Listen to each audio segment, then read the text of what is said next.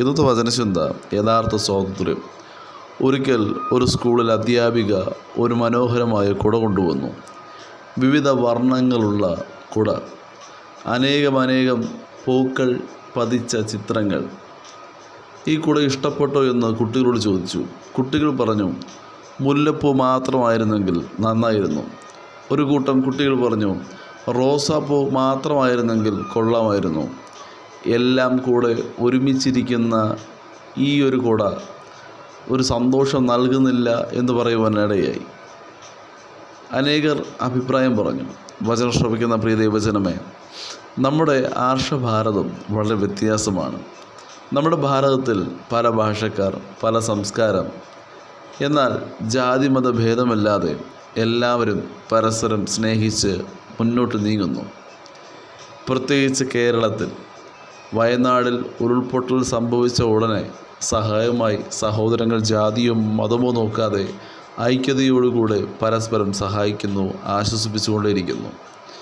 എല്ലാ മതക്കാരും രാജ്യത്തിനു വേണ്ടി പ്രത്യേകം പ്രാർത്ഥിക്കുന്നു.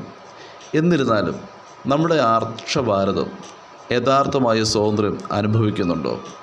സാമ്പത്തികപരമായും വിദ്യാഭ്യാസപരമായും ആരോഗ്യപരമായൊക്കെ ഒത്തിരി പ്രശ്നങ്ങൾ അനേകർ അഭിമുഖീകരിക്കുന്നു.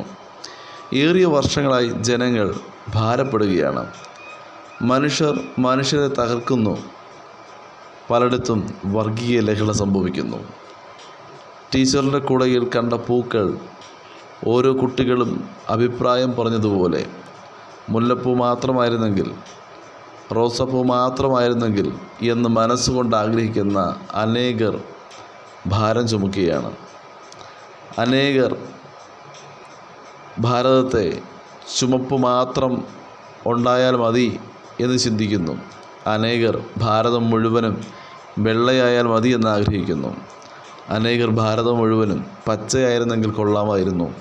അനേകർ ഭാരതം മുഴുവനും കാവിയായിരുന്നെങ്കിൽ കൊള്ളാമായിരുന്നു എന്നൊക്കെയും മനസ്സുകൊണ്ട് ആഗ്രഹിക്കുന്നു. എല്ലാ നിറങ്ങളും ഒരുമിച്ച് സ്വീകരിക്കുവാൻ നമ്മൾ മറക്കുന്നു.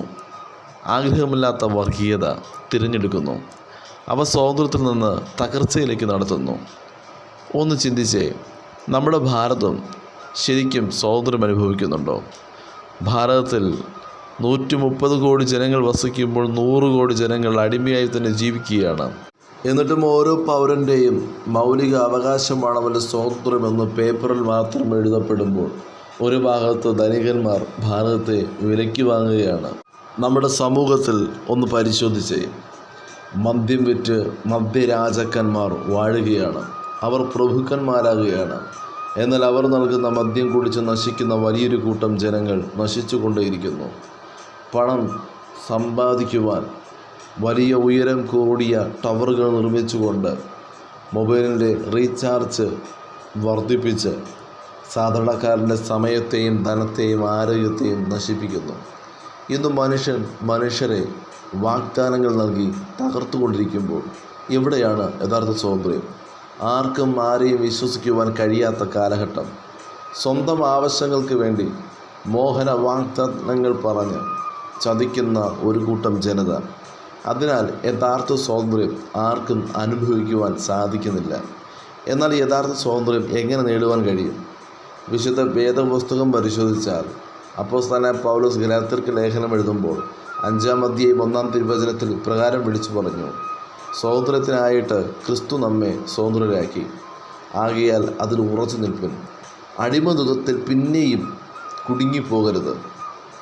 കർത്താവ് യേശു ക്രിസ്തു സ്വാതന്ത്ര്യം നൽകി.